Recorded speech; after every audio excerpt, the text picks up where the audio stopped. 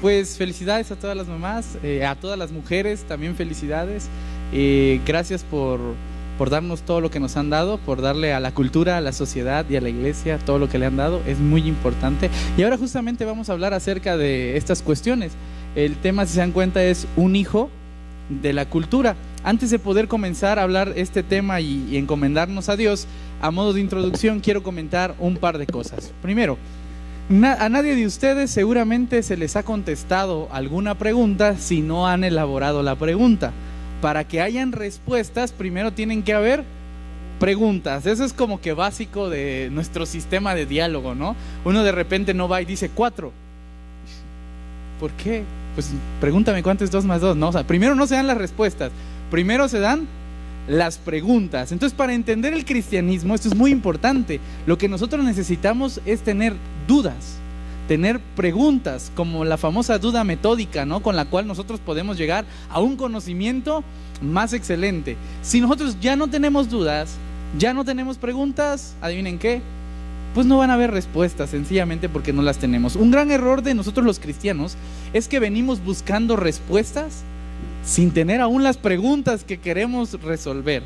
Así que el día de hoy, antes de poder continuar este discurso, lo primero que quiero decirles es que es necesario que tengamos algunas dudas de cómo funcionan las cosas, algunas dudas de cómo actúa Dios, algunas dudas de lo que pasa en nuestra vida, para que a la luz de la palabra de Dios y de su mensaje vayamos encontrando respuestas. Es muy importante. Así que la pregunta, ya que felicitamos a las mamás, la pregunta ahora es: ¿cuántos de ustedes tienen alguna duda? ¿Sí? Eso es muy bueno.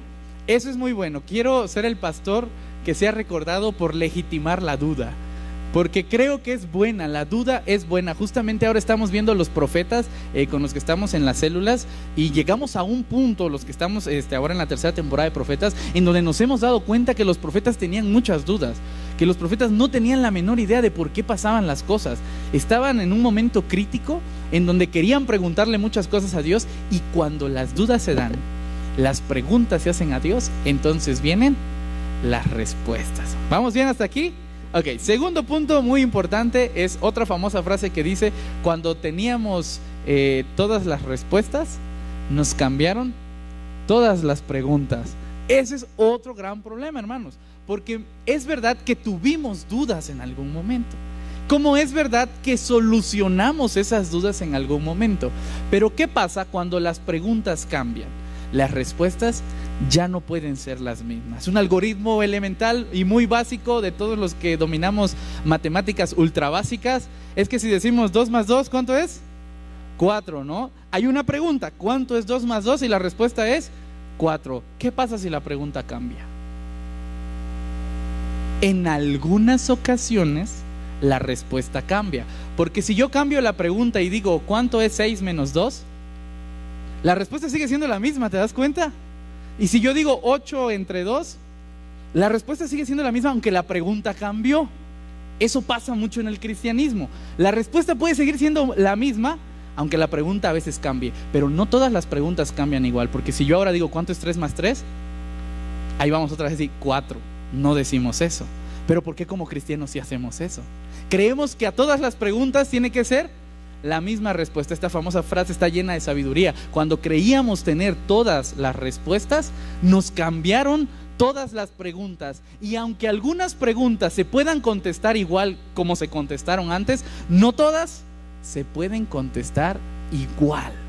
Eso es importantísimo para contextualizar el evangelio al 2018. ¿Sí dije el año bien? Luego me confundo de año, pero eso es importantísimo. Entonces, estos conceptos básicos, las preguntas son importantes para entender que pueden haber respuestas, y las respuestas no siempre pueden ser las mismas, porque las preguntas pueden ser diferentes. Por eso, hermanos, hoy quiero hablar acerca de la cultura, porque la cultura es aquel ambiente que hace que nosotros cambiemos. Cuando nosotros cambiamos, nuestras perspectivas cambian. Cuando nuestras perspectivas cambian, cambian nuestras preguntas acerca de Dios, y cuando nuestras preguntas cambian, entonces las respuestas en algunas ocasiones también tienen que cambiar. Eso es lo que Dios nos quiere decir a muchas cosas el día de hoy, y es en donde quiero dirigir gran parte de la reflexión, de esta tarde. Pero antes de poder entrar a la reflexión, quiero decirles, como cada domingo, que es el Espíritu de Dios quien se tiene que encargar de hablar a nuestros corazones. Hermanos, yo estuve hablando con Dios aquí ayer en la noche muy intensamente, y llegamos a la conclusión juntos de que no hay otra forma de convencer los corazones de las personas si no es por el Espíritu de Dios. El argumento puede ser muy bueno, el discurso puede ser muy bueno, la lectura puede aparentar ser muy bíblica, pero si el Espíritu de Dios no está presente, no hay forma de que el mensaje llegue a los corazones. Entonces, hermanos, vamos a seguir encomendándonos al Espíritu como lo hemos hecho, que sea el Espíritu quien nos diga a cada uno lo que cada uno tiene que entender. Y recordemos, no tenemos que pensar igual ni llegar a la misma conclusión, porque tenemos situaciones distintas, contextos diferentes, perspectivas y necesidades, o sea, preguntas diferentes. Por lo tanto, no podemos tener las mismas respuestas todos. Amén. Oremos. Papá, venimos una vez más delante de ti, Señor, para pedirte que nos des respuestas, porque todos acá, Señor, tenemos preguntas, todos tenemos dudas acerca de cosas que pasan, que van a pasar, que han pasado, Señor, o cosas que sencillamente no alcanzamos a entender, y quizás no las entendamos del todo, papá, pero creo que es importante ponerte en tus manos nuestras preguntas, como los han hecho tus profetas, poner las preguntas ahí, esperando que tú puedas y quieras contestar alguna de ellas, Señor, y que nosotros podamos entenderlas. Papá, yo te quiero dejar este momento a ti, que sea tu Espíritu Santo quien dirija todo este momento, que tú nos llenes de tu presencia, de tu amor y de tus respuestas, Señor, y que hables a nuestros corazones según cada uno de nosotros tenga que escuchar algo. En tu nombre nos dejamos. Amén. Bien, hermanos, ¿se acuerdan de cuál es nuestra metodología de sermón? 3 momentos rapidísimos para que todo el año tengamos bien en cuenta qué estamos haciendo. 3 momentos, marcamos un ideal, después marcamos un problema y al final intentamos dar una solución para que podamos ir cachándole a muchas cosas. ¿Qué es la cultura, hermanos? La cultura, se han leído por ahí un libro bien importante, si no mal recuerdo debe ser de Justo L. González, que se llama Culto, Cultura y Cultivo. Este libro es muy importante, si no lo han leído, échenle una leidita, la verdad es que está bastante bueno, se los recomiendo ampliamente, es chiquitito, pero bien lleno de contenido, importante leer. Básicamente, la cultura es la consecuencia de todas nuestras decisiones. Nosotros como seres humanos vamos acumulando conocimiento, hermanos. ¿Por qué nos hicimos una civilización avanzada? Nuestra historia comienza, cuentan algunos, a partir del descubrimiento de la escritura, porque es el momento en donde podemos empezar a acumular conocimiento, y los que vienen no tienen que empezar de ceros. Hermanos, nadie de ustedes tuvo que inventar una lavadora, gracias a Dios. La lavadora la descubrió alguien y a nosotros nomás nos la vendieron cara, pero nos las vendieron igual y nos sirve, ¿a poco no? No tuvimos que inventar. Yo siempre he tenido este gran problema en mi cabeza, y es que yo no sé qué haría sin muchas cosas. De verdad que yo de repente me siento inútil porque no tengo la menor idea ni siquiera de cómo hacer jabón. Yo todos los días uso jabón, pero no sé cómo se hace, no sé cómo funciona. Yo todos los días veo tele y no sé cómo funciona. Todos los días veo Netflix y no sé cómo funciona, y por supuesto que todos los días uso internet y no sé cómo funciona. Ahora mismo estoy utilizando este micrófono y no tengo la menor idea de cómo mi voz puede pasar a través de cables y salir expandida por bocinas y para que todos ustedes escuchen.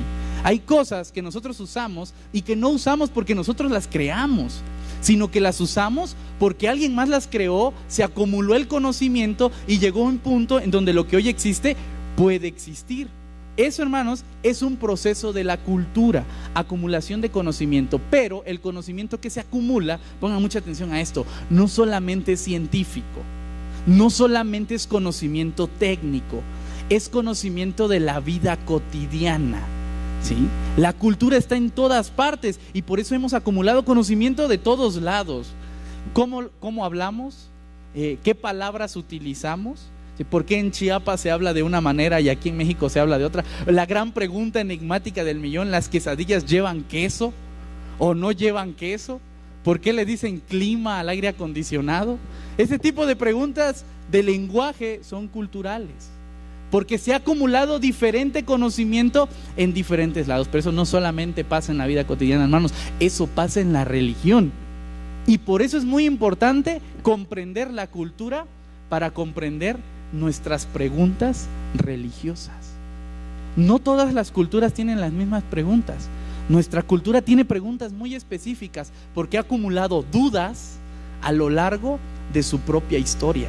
Entonces, hermanos, esto es algo que siempre he repetido y que creo que mantendré el resto de mi vida, a menos que cambien las cosas, lo cual estoy dispuesto a hacer. Pero yo creo definitivamente que leer el texto no es suficiente, porque uno está parado desde algún punto y desde ahí lo está leyendo, y desde donde está parado ya lleva cultura, ¿sí? Uno no es cristiano y todos somos iguales, porque el cristianismo siempre se mezcla con su cultura, con su educación, con las cosas que cree, y entonces cuando eso pasa se hace una mezcla como híbrida y pasan cosas que somos nosotros. Hermanos, ¿por qué el cristianismo en México es diferente al cristianismo en Estados Unidos? Si leen la misma Biblia, ¿no? ¿Por qué el cristianismo en México es diferente al cristianismo de Europa? Si leen la misma Biblia. Hermanos, ¿por qué el cristianismo en la Ciudad de México es diferente al cristianismo del sureste de México? Sí, me refiero a Chiapas y a Tabasco, que realmente es diferente. ¿Por qué? Si leen la misma Biblia. Porque tienen una cultura diferente. Aquí con esto quiero demostrar que la lectura del texto nunca es suficiente para la vida práctica, porque siempre se combinan un montón de factores que hacen que resultemos nosotros como cristianos. Por eso, hermanos, yo no puedo pretender tener nunca la verdad absoluta acerca de alguna interpretación de un texto. ¿Saben por qué? Porque lo estoy haciendo a partir de mi cultura, a partir de mis dudas, a partir de mis perspectivas. Y hermanos, déjenme decirle a todos ustedes y venderles un poquito de humildad a todos ustedes y a los que nos escuchan por internet: nadie tampoco la puede tener, porque cualquiera que interpreta y lee lo hace desde su cultura, ¿sí? Eso es importantísimo. ¿A qué me refiero cuando hablo de un hijo de la cultura? En primer lugar, a que todos nosotros, así como somos hijos de una familia, como hablamos el domingo pasado, y que traemos muchas cargas familiares conscientes o inconscientes al estilo freudiano, las traemos así, hermanos, como personas y como ciudadanos, y como cristianos traemos mucha cultura atrás que se refleja en estos momentos. Ahora se van a dar cuenta a dónde quiero aterrizar todo este tema. En algunos asuntos, ya que se acercan los temas políticos, sí voy a aterrizar algunas cosas desde la perspectiva cristiana a perspectivas políticas, no a todo, pero algunas cositas bien interesantes. Partamos entonces, ya hablamos qué es la cultura, y ahora quiero hablar del ideal. Desde la perspectiva de Dios, un tema en la cultura que es ideal, ¿sí? A eso quiero llegar, repito, desde la perspectiva de Dios, un tema cultural que debe ser ideal lo encontramos en Romanos 13, del 1 al 4. Échenle un ojo, porque cada vez que llegamos a Romanos siempre es dolor de cabeza. A uno le tiene que meter coco a leer Romanos, ¿no? Uno no puede llegar y decir Romanos, ¡ay!, está facilito, ¿no? En el principio creó Dios los cielos y la tierra, que tampoco es fácil, pero... Romanos 13, del 1 al 4, aquí está nuestro ideal, y ahora van a ver cómo trato de argumentar esto. Pablo está hablando en Roma, o a la iglesia de los romanos, en el momento último de su vida. Cuando Pablo escribe los Romanos, a Pablo no le queda mucho tiempo ya de vida. Sin embargo, Pablo ya tiene un gran recorrido teológico. Ahora, Pablo se encuentra con el reto de hablarle a la capital, al lugar en donde lo van a ejecutar, en donde está la gente de más alto prestigio intelectualmente. Muy posiblemente es la gente con más nivel educativo que se tenía en ese momento, con más adquisición económica, pues era la capital. Y entonces Pablo tiene que hacer una argumentación de lo que es el cristianismo para gente que no cree en el cristianismo, ¿sí? O gente que puede llegar a creer, pero que pues están en otra perspectiva totalmente diferente a las afueras, fuera de la zona metropolitana, pues vayamos a decir así, de Roma. Entonces Pablo tiene un gran problema en este momento, y es que el imperio romano empieza a considerar peligroso al cristianismo y al judaísmo porque creen que son rebeldes, ¿sí? Vamos a decirlo en lenguaje 2018, creen que son de izquierda, ¿sí? O sea, creen que le van a tirar su status quo y que por lo tanto van a implantar un nuevo régimen. Entonces, por supuesto que a Roma no le conviene eso. Vaya, a ningún gobierno le conviene eso, ¿estamos de acuerdo?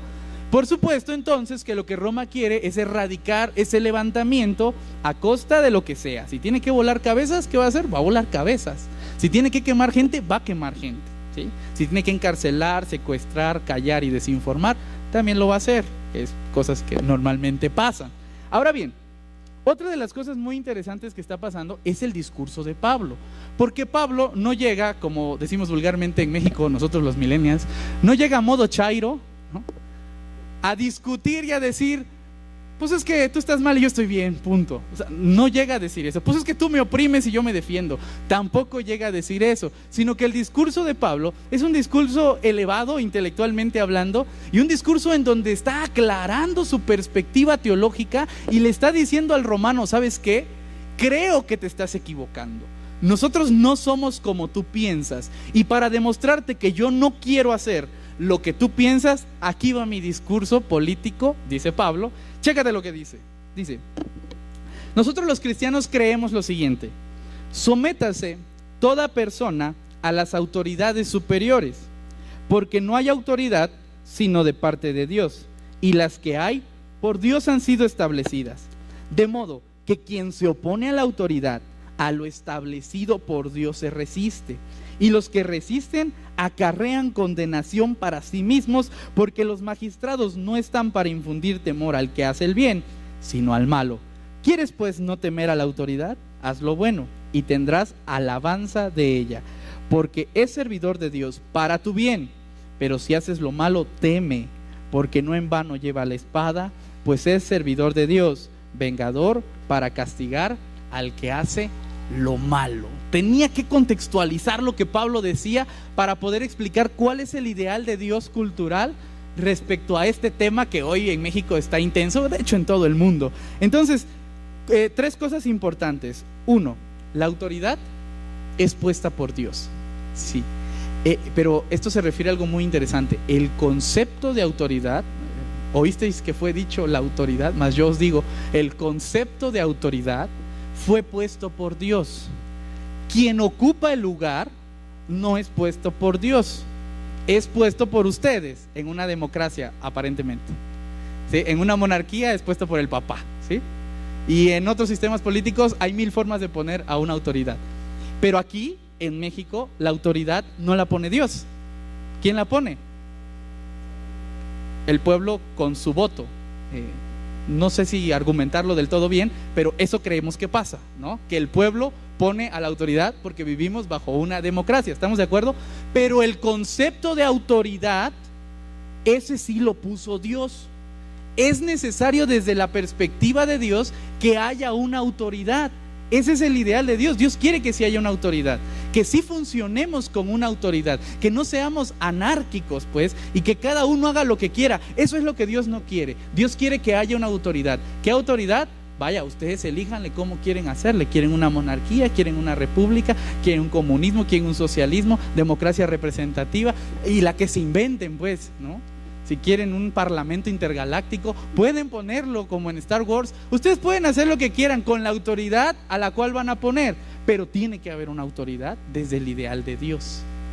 Eso es importante. La persona que llega a esa autoridad, chicos, la pusimos nosotros. Eso no podemos culpárselo a Dios. Eso lo hacemos nosotros. Yo no puedo pararme en un púlpito a decir que Dios instauró la monarquía, después que instauró la dictadura, después que instauró la democracia. Dios parece politólogo y mal hecho, además. O sea, no puedo decir eso. Lo que sí puedo decir es que el concepto de autoridad es algo que Pablo le está diciendo a Roma. ¿Sabes qué? Nosotros creemos en la autoridad. Ahora, ¿qué tipo de autoridad? ¿Cómo debe de ser la autoridad? Y Pablo continúa con ese discurso. Versículo 2 dice que no deben de ser anárquicos, que tienen que tener una autoridad, porque toda autoridad, el concepto es puesto por Dios. Eso sí, hermanos, que haya autoridades en la casa, está bien. Que haya autoridades en la iglesia, está bien. Que haya autoridades en la sociedad, está bien. Pero el concepto puede ir a otros lados. Les voy a dar alguna idea de a dónde podemos contextualizar esto. Miren, si de repente llega una persona aquí que es médico, ¿no? Y yo estoy enfermo, yo tengo X enfermedad, una gripa, influenza, ¿no? Y me hace unos análisis acá y me dice, ¿sabes qué? Tienes esto y tienes que tomar esto. Hermanos, esa persona es autoridad en el área en donde se está desenvolviendo. Yo no puedo llegar y decirle, uy, ¿qué crees? Que no te creo. ¿Por qué? Pues porque mi abuelita me dijo que con un té de tila se me quita. No puedo creer eso, porque estoy faltando el respeto a la autoridad que es en su área. Si la persona es autoridad en su área, tengo que respetarla, ¿sí? Porque toda autoridad es puesta por Dios. Pero lo mismo pasa en todas las áreas, en la música, pues. Pues a mí no me gusta, pero pues el músico sabrá qué hace, ¿no? Yo también lo puedo hacer en el arte. Esa pintura yo no le encuentro pies ni cabeza, parece que alguien tiró un pincelazo, ¿no? Pintura abstracta de $500,000 y nosotros no entendemos, no somos autoridad en eso, no tenemos la menor idea de lo que está pasando ahí. Medicina, ingeniería, arquitectura, literatura, un montón de áreas, teología, pastoral, un montón de cosas en donde Dios ha puesto autoridades, porque el concepto de autoridad es bueno, ¿sí? Y nosotros tenemos que aprender a respetar esa autoridad. Particularmente Pablo está hablando de la autoridad política ahora de Roma, y él va a agregar otra cosa muy importante en el versículo 4. Este versículo es muy importante para Pablo. Si nos saltamos esto, no le vamos a cachar a su concepto. Dice, la autoridad está puesta para tu bien. Lean el versículo 4 los que traigan su Biblia, los que traigan celular con 4G, léenlo por ahí. Si no, lo ponemos acá el versículo 4. La autoridad fue puesta para tu bien. Si la autoridad no está para tu bien, no es autoridad que esté haciendo la voluntad de Dios. Si la autoridad está puesta para tu bien, aunque no te guste, es una autoridad que está a favor de lo que Dios quiere para tu bien. Pero este concepto se regula con el siguiente. El siguiente dice que está para castigar al malo, no para castigar al bueno. Está para castigar al malo. Hermanos, ¿cuántos de ustedes les gustaría que se castigara al malo? ¿Sí? Creo que todos nosotros estamos de acuerdo con que hay una autoridad que castigue al malo, ¿verdad? No estamos en contra de que eso exista. Queremos que eso exista. Es bueno que eso exista. El problema está cuando la autoridad no castiga al malo y castiga al bueno. Si ese problema existe, esa autoridad no está puesta por Dios. Esa autoridad está puesta por ustedes. Si el pastor de la iglesia, a quienes ustedes pusieron porque sí o no votaron, ¿sí?, está castigando al bueno, esa autoridad no está puesta por Dios, ¿sí? No está a favor de Dios. Pero si está castigando al malo, estoy descontextualizando un poquito, entonces quiere decir que está en pro de la voluntad de Dios. Eso es lo que pasa con el concepto de autoridad. Pues está al servicio de Dios para su bien, el de ustedes. Pero si haces lo malo, entonces debes de tener miedo. No en vano lleva la espada, pues está al servicio de Dios para impartir justicia y castigar al malhechor, al malo. Hermanos, ese es el concepto de Pablo. Con esto Pablo se para frente a los romanos y les dice: señores, nosotros no somos la revuelta, nosotros no somos la revolución, nosotros no queremos destruir el imperio romano. Al contrario, queremos unirnos y servir juntos con ustedes. Eso sí, siempre y cuando la autoridad esté para nuestro bien y castigue al malo. Porque si está en contra de nosotros y castiga al bueno, hermanos, yo no creo en esa autoridad. Y Pablo no cree en esa. Y Dios no cree en esa. Tampoco podemos legitimar a todos descontextualizando un texto bíblico. Pero si está bien, no importa qué color sea, está haciendo lo correcto. Y también hay que aprender a aceptar cuando una autoridad que quizá piensa diferente a nosotros está haciendo lo correcto. Eso también es prudencia, y eso también es humildad, y eso también es aceptar la autoridad. ¿Sale? Ese es el ideal de Dios. Pero si ese es el ideal de Dios, ¿en dónde está el problema? ¿En dónde fallaron las cosas? ¿Cómo es que no nos salió del todo bien? Bueno, yo quiero citar ahora a Dante en un libro que se llama Los retos de la razón. Y voy a citar algunas frases en donde yo considero que está el problema para volver al texto bíblico a dar la solución. Dice en una de estas frases: los países más subdesarrollados en el mundo son los más creyentes. Repito, para que les caiga bien este golpe: los países más subdesarrollados, o sea, más abajo, son los más creyentes en fe, en Dios, en algún Dios, y que de hecho la mayoría sí cree en nuestro Dios, porque ahora voy a hablar de Latinoamérica, justamente.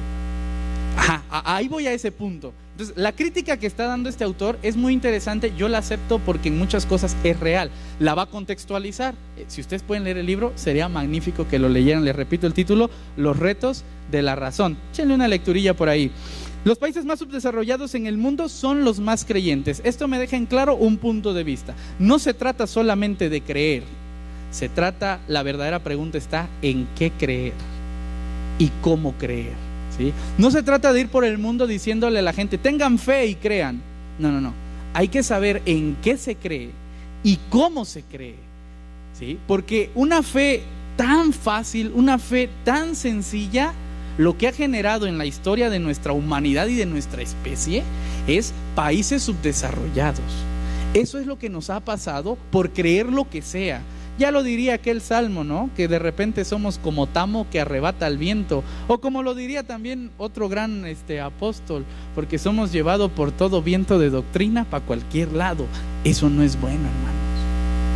Es bueno que cuando creamos algo, sepamos por qué lo creemos y en qué creemos. Argumentar lo que creemos, porque mucho de lo que creemos es parte no de lo que aprendemos aquí en el texto, es parte de nuestra cultura. Por eso sigo argumentando, somos hijos de nuestra cultura. Mucho de lo que nosotros decimos es, no porque lo creamos, repito, porque lo aprendimos. ¿Sí? Lo aprendimos. Yo tengo aquí varias preguntas que yo puedo cuestionar, que no están mal, pero son buenas cuestionarse. Por ejemplo, ¿quién dijo que tiene que haber un púlpito? Acá. ¿Quién dijo que tiene que haber una mesa? ¿Quién dijo que tenemos que sentarnos en sillas? ¿Quién dijo que el culto tiene que ser los domingos? ¿Quién dijo que la Santa Cena se hace con juguito de uva y pan Bimbo? ¿No? ¿Por qué no integral? ¿Por qué blanco? ¿Por qué no azucarado? ¿Por qué amargo? ¿Sí? ¿Quién dijo? ¿Por qué lo dijo? ¿De dónde tenemos muchas cosas que hacemos? No es que estén mal, lo único que tenemos que hacer es saber de dónde vienen, porque muchas vienen de nuestra cultura y no vienen del texto bíblico. ¿Y saben qué? La cultura no está mal, está bien, solamente hay que saber decir, hermanos, ¿esto lo hago? Pues porque me gusta, porque es mi cultura. Esto lo hago porque dice la Biblia. Hermanos, la Biblia no dice que bailen cumbia, ni que bailen danzón. Tampoco dice que tomen Santa Cena con juguito de uva, ¿va? Ni dice que le hagan un hoyo a su iglesia para que ahí bauticen gente. La Biblia no dice eso. ¿Por qué lo hicimos?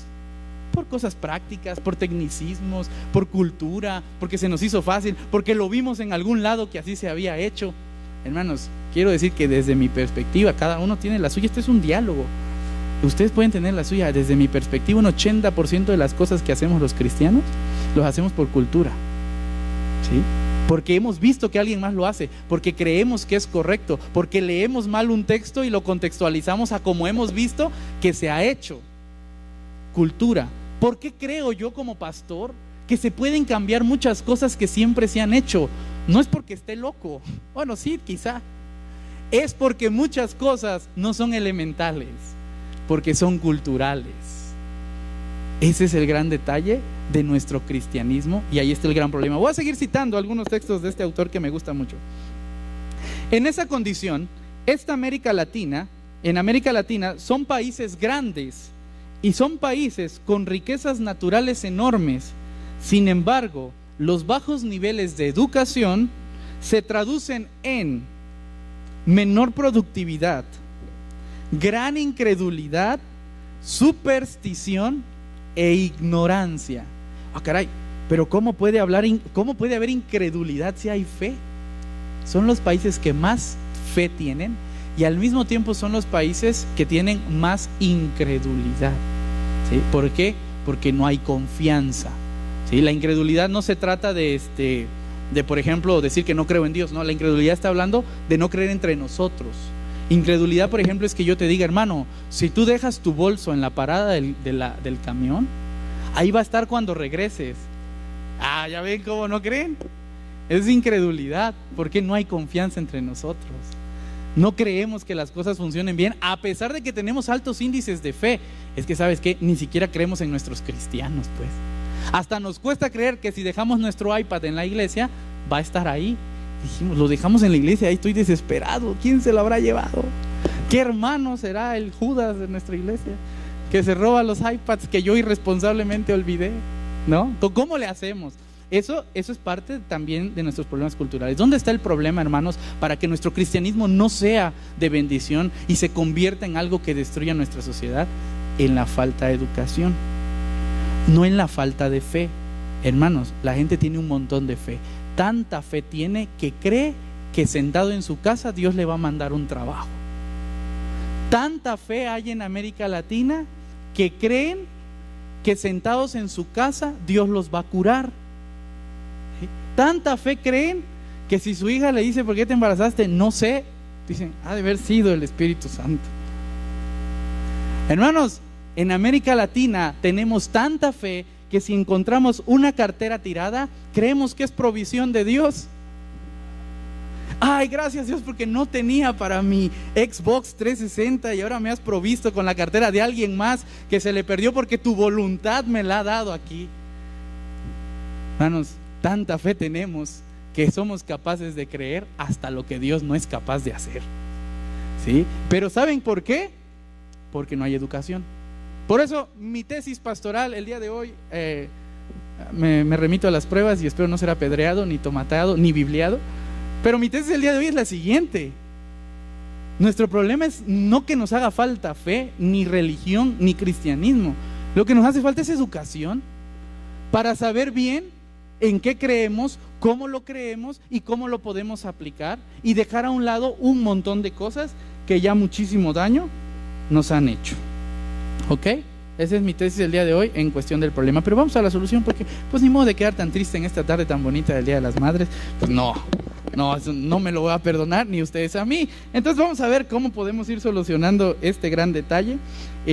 Yo creo entonces, en primer lugar, que si nosotros empezamos a contextualizar nuestro mensaje, vamos a ir a la última parte del discurso de Pablo, en el versículo 7, en donde va a llegar a una conclusión. Vean lo que dice: pagad a todos los que debéis.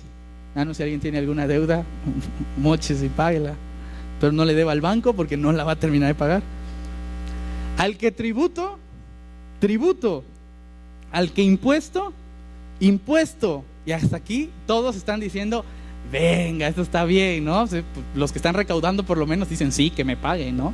A los que le deben dicen sí, que me paguen. Pero aquí es donde viene lo interesante, porque este mensaje de Pablo lleva doble filo, porque las dos palabras que siguen son bien filosas.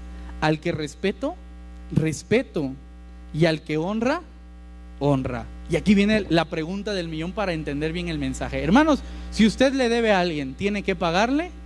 Sí. Si no le debe a alguien, ¿le tiene que pagar? Pues no. ¿Por qué le voy a pagar si no le debo nada? ¿Estamos de acuerdo? Si usted le debe respeto a alguien, ¿lo tiene que respetar? Y si no le debe respeto, no lo debe de respetar.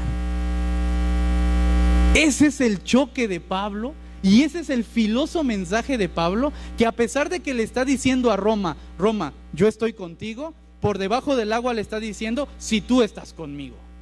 Porque yo no puedo estar a favor de alguien que solo me oprime.